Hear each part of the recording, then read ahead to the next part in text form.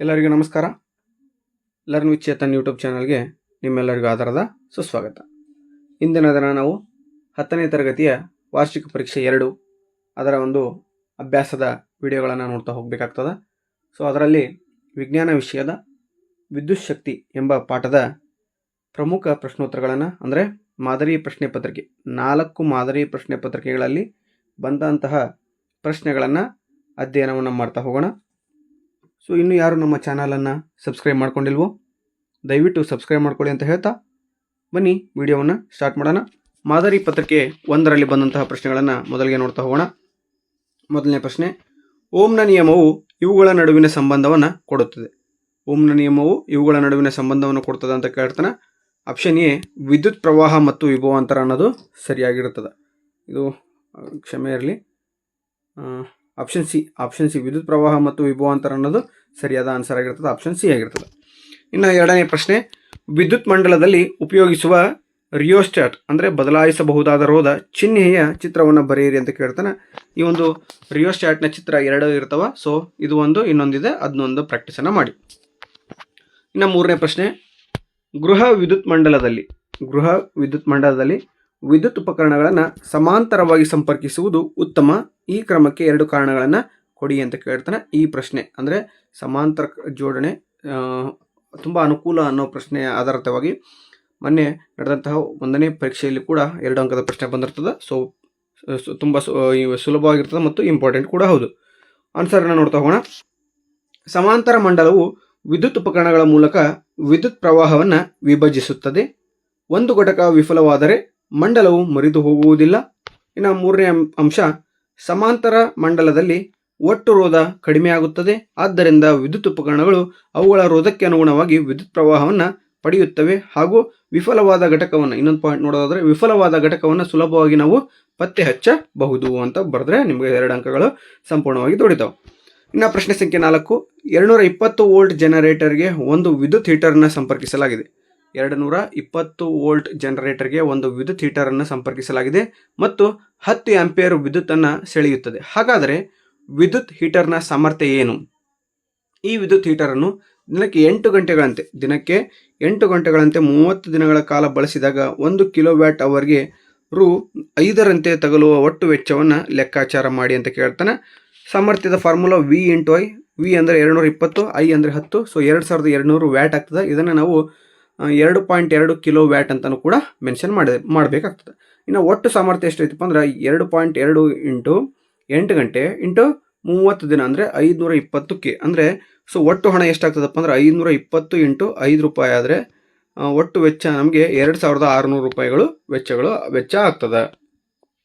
ಇನ್ನು ಮಾದರಿ ಪತ್ರಿಕೆ 2ರಲ್ಲಿ ಬಂದಂತಹ ಪ್ರಶ್ನೆಗಳನ್ನು ನೋಡ್ತಾ ಹೋಗೋಣ. 5ನೇ ಪ್ರಶ್ನೆ, ವಿದ್ಯುತ್ ಮಂಡಲದಲ್ಲಿ ಸರಣಿಯಲ್ಲಿ ಜೋಡಿಸಿರುವ 2 ವಿದ್ಯುತ್ ಕೋಶಗಳ ಚಿಹ್ನೆಯ ಚಿತ್ರವನ್ನು ಬರೆಯಿರಿ ಅಂತ ಕೇಳ್ತಾನೆ. ಸೊ ಇದು 2 ವಿದ್ಯುತ್ ಕೋಶಗಳ ಚಿಹ್ನೆಯ ಚಿತ್ರ ಆಗಿರ್ತದೆ. ಸೊ 1 ಅಂಕ ಸುಲಭವಾಗಿ ನೀವು ಏನು ಮಾಡ್ಬೋದು, ಪಡಿಬಹುದು. ಇನ್ನು 6ನೇ ಪ್ರಶ್ನೆ, ಓಮ್ನ ನಿಯಮವನ್ನು ನಿರೂಪಿಸಿ. ಒಂದು ವಿದ್ಯುತ್ ಮಂಡಲದಲ್ಲಿ ಅಮೀಟರ್ ಮತ್ತು ವೋಲ್ಟ್ ಮೀಟರ್ಗಳನ್ನು ಹೇಗೆ ಸಂಪರ್ಕಿಸಿರುತ್ತಾರೆ? ಈ ಉಪಕರಣಗಳನ್ನು ವಿದ್ಯುತ್ ಮಂಡಲದಲ್ಲಿ ಏಕೆ ಜೋಡಿಸಬೇಕು? ನೋಡ್ರಿ, ಓಮ್ನ ನಿಯಮವನ್ನು ನಿರೂಪಿಸಿ ಅಂತಲೂ ಕೂಡ ಏನೋ ಎಕ್ಸಾಮ್ನಾಗ ಪ್ರಶ್ನೆ ಬಂದೈತಿ. ವಿದ್ಯುತ್ ಮಂಡಲದಲ್ಲಿ ಅಮೀಟರ್ ಮತ್ತು ವೋಲ್ಟ್ ಮೀಟರ್ಗಳನ್ನು ಹೇಗೆ ಸಂಪರ್ಕಿಸುತ್ತಾರೆ ಮತ್ತು ಇದರ ಕಾರ್ಯಗಳೇನು ಅಂತಲೂ ಏನೋ ಎಕ್ಸಾಮ್ನಲ್ಲಿ ಪ್ರಶ್ನೆ ಬಂದೈತಿ. ಹಾಗಾಗಿ ಅತ್ಯಂತ ಇಂಪಾರ್ಟೆಂಟ್ ಪ್ರಶ್ನೆ ಇದಾಗಿರ್ತದೆ. ಓಮ್ನ ನಿಯಮವನ್ನು ನೋಡ್ತಾ ಹೋಗೋಣ. ಸ್ಥಿರವಾದ ತಾಪದಲ್ಲಿ ವಿದ್ಯುತ್ ಮಂಡಲದಲ್ಲಿನ ಲೋಹದ ತಂತಿಯ ನಡುವಿನ ವಿಭವಾಂತರ ವಿಯು ಅದರ ಮೂಲಕ ಹರಿಯುವ ವಿದ್ಯುತ್ ಪ್ರವಾಹಕ್ಕೆ ನೇರ ಅನುಪಾತದಲ್ಲಿ ಇರ್ತದೆ. ಅಂದರೆ ಸ್ಥಿರವಾದ ತಾಪಮಾನ, ಟೆಂಪರೇಚರ್ ಏನಾಗಿರ್ತದಂತ ಕಾನ್ಸ್ಟೆಂಟ್ ಆಗಿರ್ತದಂತ, ಅಂತಹ ಸಂದರ್ಭದಲ್ಲಿ ಲೋಹದ ತಂತಿಯ ನಡುವಿನ ವಿಭವಾಂತರ ವಿಯು ಅದರ ಮೂಲಕ ಹರಿತಕ್ಕಂತಹ ವಿದ್ಯುತ್ ಪ್ರವಾಹಕ್ಕೆ ಏನಾಗಿರ್ತದೆ, ಯಾವಾಗಲೂ ನೇರ ಅನುಪಾತದಲ್ಲಿ ಇರ್ತದೆ. ಅಂದರೆ ವಿದ್ಯುತ್ ಪ್ರವಾಹ ಜಾಸ್ತಿ ಆದರೆ ವಿಭವಾಂತರವು ಕೂಡ ಏನಾಗ್ತದೆ, ಜಾಸ್ತಿ ಆಗ್ತದೆ. ವಿದ್ಯುತ್ ಪ್ರವಾಹ ಕಡಿಮೆ ಆದರೆ ವಿಭವಾಂತರವು ಕೂಡ ಏನಾಗ್ತದೆ, ಕಡಿಮೆ ಆಗ್ತದೆ ಅಂತ ನಾವು ಹೇಳಬೇಕಾಗ್ತದೆ. ಇನ್ನು ಅಮೀಟರ್ನ ಸರಣಿ ಕ್ರಮದಲ್ಲಿ ಜೋಡಿಸಿರ್ತಾರೆ, ವೋಲ್ಟ್ ಮೀಟರನ್ನು ಸಮಾಂತರ ಕ್ರಮದಲ್ಲಿ ಜೋಡಿಸಬೇಕಾಗ್ತದೆ. ಅಮೀಟರ್ನ ವಿದ್ಯುತ್ ಪ್ರವಾಹ ಅಳತೆ ಮಾಡಲು ಬಳಸಿದ್ರೆ ವೋಲ್ಟ್ ಮೀಟರ್ನ ವಿದ್ಯುತ್ ವಿಭವಾಂತರವನ್ನು ಅಳತೆ ಮಾಡಲು ಬಳಸ್ತಾರೆ. ಇನ್ನು ಅಥವಾ ಪ್ರಶ್ನೆ ಕೊಟ್ಟಿರ್ತಾನೆ, ಜೌಲನ ಉಷ್ಣೋತ್ಪಾದನಾ ನಿಯಮ ನಿರೂಪಿಸಿ. ಅಂದರೆ ಈ ಸಲ ಬರ್ತಕ್ಕಂಥ ಚಾನ್ಸಸ್ ಭಾಳ ಆಯ್ತದೆ. ಜೌಲ್ನ ಉಷ್ಣೋತ್ಪಾದನಾ ನಿಯಮ. ಮಂಡಲದಲ್ಲಿ ಫ್ಯೂಸನ್ನು ಹೇಗೆ ಜೋಡಿಸಬೇಕು? ಮಂಡಲದಲ್ಲಿ ಫ್ಯೂಸ್ ಹೇಗೆ ಕಾರ್ಯನಿರ್ವಹಿಸುತ್ತದೆ ಅನ್ನೋದು 3 ಅಂಕದ ಪ್ರಶ್ನೆ ಆಗಿರ್ತದೆ. ಸೊ ಬನ್ನಿ ಆನ್ಸರ್ ನೋಡ್ತಾ ಹೋಗೋಣ.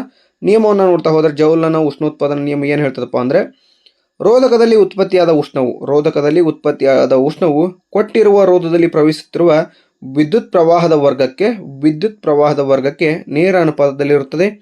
ಕೊಟ್ಟಿರುವ ವಿದ್ಯುತ್ ಪ್ರವಾಹಕ್ಕೆ ರೋಧವು ನೇರ ಅನುಪಾತದಲ್ಲಿರುತ್ತದೆ. ಇನ್ನು ರೋಧಕಗಳ ಮೂಲಕ ಹರಿಯುವ ವಿದ್ಯುತ್ ಪ್ರವಾಹದ ಕಾಲಕ್ಕೆ ನೇರ ಅನುಪಾತದಲ್ಲಿ ಇರ್ತದೆ. ಹಾಗಾದರೆ ಫಾರ್ಮುಲಾ ಏನಪ್ಪ ಅಂದರೆ H=I²RT ಆಗಿರ್ತದೆ. ಇನ್ನು ಫ್ಯೂಸ್ನ ಕಾರ್ಯವನ್ನು ನೋಡ್ತಾ ಹೋಗೋಣ. ಫ್ಯೂಸನ್ನು ವಿದ್ಯುತ್ ಮಂಡಲಗಳಲ್ಲಿ ಸರಣಿ ಕ್ರಮದಲ್ಲಿ ಜೋಡಿಸಿರುತ್ತಾರೆ. ಫ್ಯೂಸ್ ವಿದ್ಯುತ್ ಉಪಕರಣದೊಂದಿಗೆ ಮಂಡಲದಲ್ಲಿ ಸರಣಿ ಕ್ರಮದಲ್ಲಿ ಇರಿಸಲ್ಪಟ್ಟಿರುತ್ತದೆ.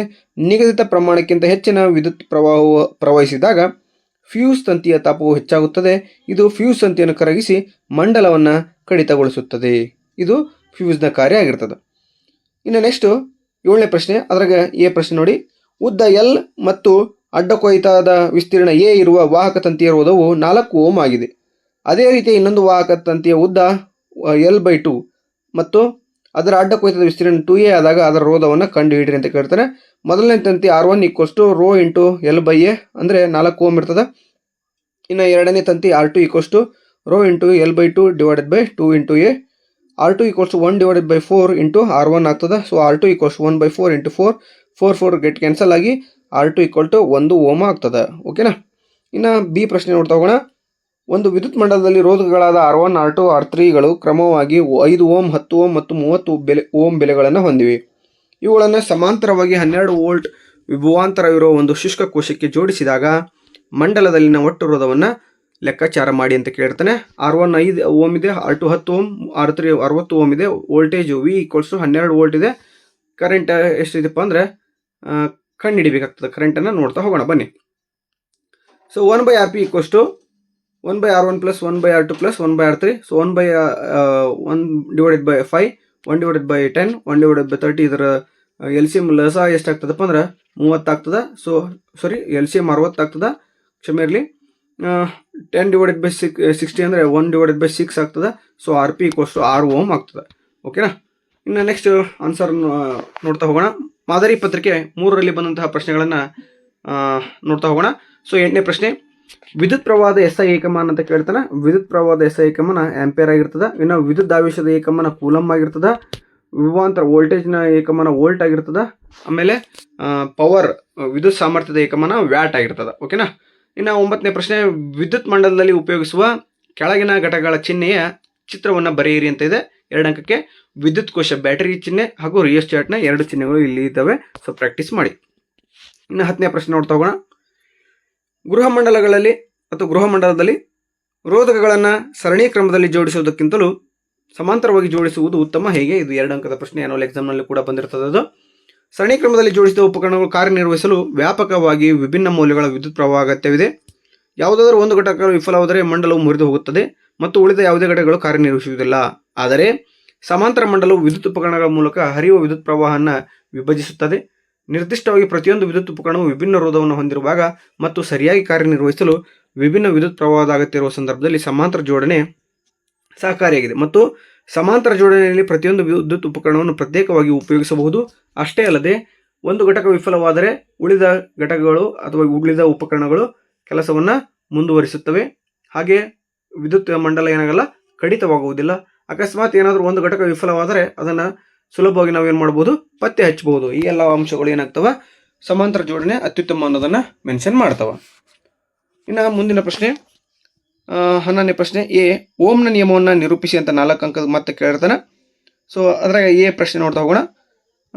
ನೋಡ್ರಿ, ಬಿ ಪ್ರಶ್ನೆ ಕೊಟ್ಟಿದ್ದಾನೆ. ಒಂದು ವಾಹಕದ ರೋಧವು ಅವಲಂಬಿಸಿರುವ ಅಂಶಗಳನ್ನು ಪಟ್ಟಿ ಮಾಡಿ ಅಂತ. ಸೊ ಇದು ಆನ್ಯುವಲ್ ಎಕ್ಸಾಮ್ನಲ್ಲಿ ಕೂಡ ಬಂದಿರತಕ್ಕಂಥ ಪ್ರಶ್ನೆ ಆಗಿರ್ತದೆ. ಓಮ್ನ ನಿಯಮವನ್ನು ನಿರೂಪಿಸಿ ಮತ್ತು ಒಂದು ವಾಹಕದ ರೋಧವು ಅವಲಂಬಿಸಿರುವ ಅಂಶಗಳು ಅಂತ ಕೇಳ್ತಾನೆ. ಸೊ ಓಮ್ನ ನಿಯಮವನ್ನು ನೋಡ್ತಾ ಹೋಗೋಣ. ಸ್ಥಿರವಾದ ತಾಪದಲ್ಲಿ ವಿದ್ಯುತ್ ಮಂಡಲದಲ್ಲಿನ ಲೋಹದ ತಂತಿಯ ನಡುವಿನ ವಿಭವಾಂತರ ವಿಯು ಅದರ ಮೂಲಕ ಹರಿತಕ್ಕಂಥ ವಿದ್ಯುತ್ ಪ್ರವಾಹಕ್ಕೆ ನೇರ ಅನುಪಾತದಲ್ಲಿ ಇರ್ತದೆ ಅಂತ ಬರೆದ್ರೆ 2 ಅಂಕ ಸಿಗ್ತದೆ. ಇನ್ನು ಒಂದು ವಾಹಕದ ರೋಧವು ಅವಲಂಬಿಸಿರುವ ಅಂಶಗಳು ಯಾವಪ್ಪ ಅಂದರೆ, ಒಂದು ವಾಹಕದ ಉದ್ದ, ವಾಹಕದ ಅಡ್ಡ ಕೊಯ್ತ ಮತ್ತು ವಸ್ತುವಿನ ಪ್ರಾಕೃತಿಕ ಗುಣ ಹಾಗೂ ತಾಪ, ವಸ್ತುವಿನ ತಾಪ ಅಂತ ಬರೆದ್ರೆ ಸರಿಯಾದ ಅಂಕಗಳು ಸಿಗ್ತವೆ. ಇನ್ನು ಅದರಲ್ಲಿ ಸಿ ಪ್ರಶ್ನೆ ಇದೆ. ವಸ್ತುವಿನ ರೋಧಶೀಲತೆಯು 10⁻12 ಓಮ್ ಮೀಟರ್ ಮತ್ತು ಬಿ ವಸ್ತುವಿನ ರೋಧಶೀಲತೆಯು 2.63 × 10⁻8 ಆಗಿದೆ. ಎರಡು ವಸ್ತುಗಳಲ್ಲಿ ಅವಾಹಕವಾಗಿ ಉಪಯೋಗಿಸಬಹುದಾದ ವಸ್ತು ಯಾವುದು ಅಂತ ಕೇಳ್ತಾನೆ. ಅವಾಹಕವಾಗಿ ಉಪಯೋಗಿಸಬಹುದಾದ ವಸ್ತು ಯಾವುದಪ್ಪ ಅಂದರೆ ಎ ವಸ್ತು ಆಗಿರ್ತದೆ. ಇದು ಯಾವುದಪ್ಪ ಅಂದರೆ ಕಾಗದದ ರೋಧಶೀಲತೆ ಅಂತ ಇರ್ತದೆ. ಅದು ಕಾಗದದ ರೋಧಶೀಲತೆ 10⁻12 ಇರ್ತದೆ. ಇನ್ನು 2.63 ಅಂದರೆ ಬೆಳ್ಳಿ ಇರ್ತದೆ. ಸೊ ಹಾಗಾಗಿ ಇದು ಅವಾಹಕವಲ್ಲ. ಇನ್ನು ಮಾದರಿ ಪತ್ರಿಕೆ 4ರಲ್ಲಿ ಬಂದಂತಹ ಪ್ರಶ್ನೆಗಳನ್ನು ನೋಡ್ತಾ ಹೋಗೋಣ. 12ನೇ ಪ್ರಶ್ನೆ, ವಿದ್ಯುತ್ ಮಂಡಲದಲ್ಲಿ ಸೇರ್ಪಡೆ ಇಲ್ಲದೆ ದಾಟಿದ ತಂತಿಗಳು ಮತ್ತು ರಿಯೋಸ್ಟಾಟ್ಗಳ ಚಿಹ್ನೆಗಳ ಚಿತ್ರಗಳನ್ನು ಬರೆಯಿರಿ ಅಂತ ಇದೆ. ಸೇರ್ಪಡೆ ಇಲ್ಲದೆ ದಾಟಿದ ತಂತಿಗಳ ಚಿತ್ರ ಇದೆ ಹಾಗೂ ರಿಯೋಸ್ಟಾಟ್ ಅನ್ನು ಸಾಕಷ್ಟು ಬಾರಿ ಕೇಳಿದ್ದಾನೆ, ಪ್ರಾಕ್ಟೀಸ್ ಮಾಡಿ. ಇನ್ನು 13ನೇ ಪ್ರಶ್ನೆ ನೋಡ್ತಾ ಹೋಗೋಣ. 2 ಮೀಟರ್ ಉದ್ದದ ಲೋಹದ ತಂತಿಯ ರೋಧವು 20 ಡಿಗ್ರಿ ಸೆಲ್ಸಿಯಸ್ನಲ್ಲಿ 28 ಓಮ್ ಆಗಿದೆ. ಆ ತಂತಿಯ ವ್ಯಾಸವು 0.04 ಮಿಲಿಮೀಟರ್ ಆದರೆ ಈಗ ಅದೇ ತಾಪಮಾನದಲ್ಲಿ ಲೋಹದ ರೋಧಶೀಲತೆ ಎಷ್ಟಾಗುತ್ತದೆ ಅಂತ ಕೇಳ್ತಾನೆ. R = 28 ohm. ಇನ್ನು ವ್ಯಾಸ D = 0.04 millimetre, nothing but 4 × 10⁻⁴ metre ಆಗ್ತದೆ. ತಂತಿಯ ಉದ್ದ L = 2 ಮೀಟರ್. P ಅನ್ನು ಕಂಡುಹಿಡಿಯಬೇಕಾಗ್ತದೆ ನಾವು. ರೋ ಅನ್ನು ಕಂಡುಹಿಡಿಯಬೇಕಾಗ್ತದೆ. ರೋ = RA/I ಆಗ್ತದೆ. So nothing but R × πd² / 4L ಅಂತ ಬರೆದ್ರೆ ನಡೀತದೆ.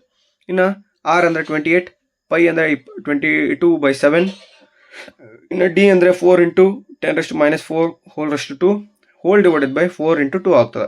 ಇನ್ನು ಇದನ್ನು ಮಲ್ಟಿಪ್ಲಿಕೇಶನ್ ಮಾಡ್ತಾ ಹೋದಂಗೆ ನಾವೇ 77 × 16 × 10⁻⁸ ಬರ್ತದೆ. ಸೊ 77 × 16 ಮಾಡಿದರೆ ನಮಗೆ 1232 × 10⁻⁸ ಬರ್ತದೆ. ಸೊ ನಾನು ಇದನ್ನು ಏನು ಮಾಡ್ತೇನೆಪ್ಪ ಅಂದರೆ ಪಾಯಿಂಟನ್ನು ಈ ಕಡೆ ತರ್ತೀನಿ. 1.232 × 10⁻⁵ ಆಗ್ತದೆ. ಅಂದರೆ ರೋ = 1.232 × 10⁻⁵ ಓಮ್ ಮೀಟರ್ ಆಗ್ತದೆ. ಓಕೆನಾ. ಇನ್ನು ಮುಂದಿನ ಪ್ರಶ್ನೆ 14ನೇ ಪ್ರಶ್ನೆ. ಅದರಲ್ಲಿ ಎ ಪ್ರಶ್ನೆ ಇದೆ. ಒಂದು ವಿದ್ಯುತ್ ಮಂಡಲದಲ್ಲಿ ರೋಧಕಗಳನ್ನು ಸರಣಿಯಲ್ಲಿ ಸಂಪರ್ಕಗೊಳಿಸುವುದಕ್ಕಿಂತಲೂ ಅವುಗಳನ್ನು ಸಮಾಂತರವಾಗಿ ಸಂಪರ್ಕಗೊಳಿಸುವುದು ಉತ್ತಮ ಏಕೆ? ಸಾಕಷ್ಟು ಬಾರಿ ಇದೇ ಪ್ರಶ್ನೆ ರಿಪೀಟ್ ಆಗಿರ್ತದೆ. ಸೊ ದಯವಿಟ್ಟು ಈ ಪ್ರಶ್ನೆಗಳನ್ನು ಒತ್ತು ಕೊಟ್ಟು ಓದಿ ಅಂತ ಹೇಳ್ತೇನೆ. ಸರಣಿ ಕ್ರಮದಲ್ಲಿ ಜೋಡಿಸಿದ ಉಪಕರಣಗಳು ಕಾರ್ಯನಿರ್ವಹಿಸಲು ವ್ಯಾಪಕವಾಗಿ ವಿಭಿನ್ನ ಅಂಶಗಳು ವಿದ್ಯುತ್ ಪ್ರವಾಹದ ಅಗತ್ಯವಿದೆ. ಯಾವುದಾದರೂ ಒಂದು ಘಟಕ ವಿಫಲವಾದರೆ ಮಂಡಲವು ಮುರಿದು ಹೋಗುತ್ತದೆ ಮತ್ತು ಉಳಿದ ಯಾವುದೇ ಘಟಕಗಳು ಕಾರ್ಯನಿರ್ವಹಿಸುವುದಿಲ್ಲ. ಆದರೆ ಸಮಾಂತರ ಮಂಡಲವು ವಿದ್ಯುತ್ ಉಪಕರಣಗಳ ಮೂಲಕ ಹರಿಯುವ ವಿದ್ಯುತ್ ಪ್ರವಾಹವನ್ನು ಏನು ಮಾಡ್ತಾವಂತ ವಿಭಜಿಸುತ್ತದೆ. ಹಾಗೆ ನಿರ್ದಿಷ್ಟವಾಗಿ ಪ್ರತಿಯೊಂದು ವಿದ್ಯುತ್ ಉಪಕರಣವು ವಿಭಿನ್ನ ರೋಧವನ್ನು ಹೊಂದಿರುವಾಗ ಮತ್ತು ಸರಿಯಾಗಿ ಕಾರ್ಯನಿರ್ವಹಿಸಲು ವಿಭಿನ್ನ ವಿದ್ಯುತ್ ಪ್ರವಾಹದ ಅಗತ್ಯ ಇರುವ ಸಂದರ್ಭದಲ್ಲಿ ಸಮಾಂತರ ಜೋಡಣೆ ಸಹಕಾರಿಯಾಗಿದೆ ಮತ್ತು ಸಮಾಂತರ ಜೋಡಣೆಯಲ್ಲಿ ಪ್ರತಿಯೊಂದು ಉಪಕರಣವನ್ನು ಪ್ರತ್ಯೇಕವಾಗಿ ನಾವು ಉಪಯೋಗಿಸಬಹುದು. ಅಷ್ಟೇ ಅಲ್ಲದೆ ಸಮಾಂತರ ಜೋಡಣೆಯಲ್ಲಿ ಒಂದು ಘಟಕ ವಿಫಲವಾದರೆ ಉಳಿದ ಘಟಕಗಳು ವಿಫಲವಾಗುವುದಿಲ್ಲ.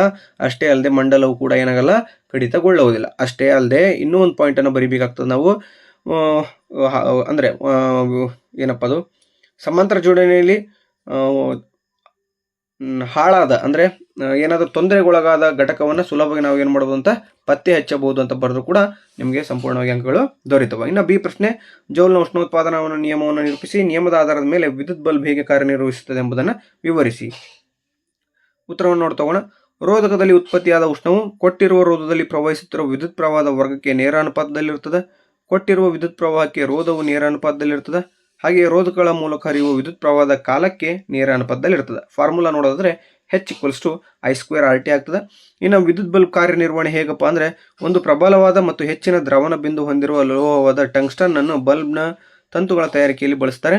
ತಂತಿಯ ದೀರ್ಘಕಾಲ ಬಾಳಿಕೆಗಾಗಿ ಬಲ್ಬ್ನೊಳಗೆ ನೈಟ್ರೋಜನ್ ಮತ್ತು ಆರ್ಗಾನ್ ನಂತಹ ಕಡಿಮೆ ಕ್ರಿಯಾಶೀಲ ಅನಿಲಗಳನ್ನು ತುಂಬಿರುತ್ತಾರೆ. ತಂತಿಯು ಬಳಸಿಕೊಂಡ ಗರಿಷ್ಠ ಶಕ್ತಿಯು ಶಾಖದ ರೂಪದಲ್ಲಿ ಕಂಡುಬರುತ್ತದೆ. ಆದರೆ ಅದರ ಸ್ವಲ್ಪ ಭಾಗವು ಬೆಳಕಿನ ರೂಪದಲ್ಲಿ ಹೊರಹೊಮ್ಮುತ್ತದೆ ಅಂತ ಬರೆದರೆ ನಿಮಗೆ ಸಂಪೂರ್ಣವಾಗಿ 4 ಅಂಕಗಳು ದೊರೆತವೆ. ಸೊ ಇದಾಗಿತ್ತು ಇಂದಿನ ವಿದ್ಯುತ್ ಶಕ್ತಿ ಪಾಠದ ಅತ್ಯಂತ ಪ್ರಮುಖವಾದಂಥ ಪ್ರಶ್ನೆಗಳು. ಸಾಕಷ್ಟು ಬಾರಿ ಇವೆ. ಈಗೇನು 4 ಮಾದರಿ ಪತ್ರಿಕೆಗಳಲ್ಲಿ ಏನು ಪ್ರಶ್ನೆಗಳನ್ನು ನೋಡಿದ್ವಿ, ಇವೇ ಪ್ರಶ್ನೆಗಳು ಮೊನ್ನೆ ನಡೆದಂತಹ 1ನೇ ವಾರ್ಷಿಕ ಪರೀಕ್ಷೆಯಲ್ಲಿ ಬಂದಿರ್ತವೆ. ಸೊ ಹಾಗಾಗಿ ನೀವು 4 ಮಾದರಿ ಪ್ರಶ್ನೆ ಪತ್ರಿಕೆಗಳನ್ನು ಸಂಪೂರ್ಣವಾಗಿ ಬಿಡಿಸಿದ್ದೇ ಆದಲ್ಲಿ ಮತ್ತು ಮೊದಲನೇ ವಾರ್ಷಿಕ ಪರೀಕ್ಷೆ ಪೇಪರನ್ನು ಸಂಪೂರ್ಣವಾಗಿ ಬಿಡಿಸಿದ್ದೇ ಆದಲ್ಲಿ ಪರೀಕ್ಷೆ 2ರಲ್ಲಿ ಸುಲಭವಾಗಿ ನೀವು 80ಕ್ಕೆ 80 ಅಂಕಗಳನ್ನು ಗಳಿಸಬಹುದು. ಓಕೆನಾ. ಅಥವಾ ಈಗ ತಾನೇ 9ನೇ ತರಗತಿ ಮುಗಿಸಿದಂಥ ವಿದ್ಯಾರ್ಥಿಗಳು ನೀವು ಈಗಿಂದನೇ ಏನಾದರೂ ಯಾವ ರೀತಿ ಪ್ರಶ್ನೆ ಪತ್ರಿಕೆ ರೆಡಿ ಆಗ್ತದಂಥ ಕಾನ್ಸೆಪ್ಟನ್ನು ಇಟ್ಕೊಂಡು ಓದ್ಕೊಂತ ಹೊಂಟ್ರೆ 100ಕ್ಕೆ 100 ಸುಲಭವಾಗಿ ನೀವೇನು ಮಾಡ್ಬೋದು, ಅಂಕಗಳನ್ನು ವಿಜ್ಞಾನ ವಿಷಯದಲ್ಲಿ ಪಡಿಬಹುದು ಅಂತ ಹೇಳ್ತೇನೆ. ಸೊ ಈ ಒಂದು ವಿಡಿಯೋ ನಿಮಗೆ ಇಷ್ಟ ಆಗಿದೆ ಅಂತ ಭಾವಿಸ್ತೇನೆ. ಇಷ್ಟ ಆಗಿದ್ದರೆ ದಯವಿಟ್ಟು ಲೈಕ್ ಮಾಡಿ, ಶೇರ್ ಮಾಡಿ, ಕಮೆಂಟ್ ಮಾಡಿ. ಅಷ್ಟೇ ಅಲ್ಲದೆ ಸಬ್ಸ್ಕ್ರೈಬ್ ಮಾಡ್ಕೊಳ್ಳೋದನ್ನು ಮರಿಬೇಡಿ. ನಿಮ್ಮ ಫ್ರೆಂಡ್ಸ್ಗಳಿಗೂ ಕೂಡ ಶೇರ್ ಮಾಡಿ, ಅವ್ರಿಗೂ ಕೂಡ ಸಬ್ಸ್ಕ್ರೈಬ್ ಮಾಡ್ಕೊಳ್ಳೋಕ್ಕೆ ತಿಳಿಸಿ ಅಂತ ಹೇಳ್ತಾ, ಇಷ್ಟೊತ್ತು ವಿಡಿಯೋವನ್ನು ಸಂಪೂರ್ಣವಾಗಿ ನೋಡಿರ್ತಕ್ಕಂಥ ನಿಮ್ಮೆಲ್ಲರಿಗೂ ಕೂಡ ತುಂಬ ಹೃದಯದ ಧನ್ಯವಾದಗಳನ್ನು ತಿಳಿಸ್ತಾ ವಿಡಿಯೋವನ್ನು ಮುಕ್ತಾಯಗೊಳಿಸ್ತಾ ಇದ್ದೇನೆ. Thank you so much.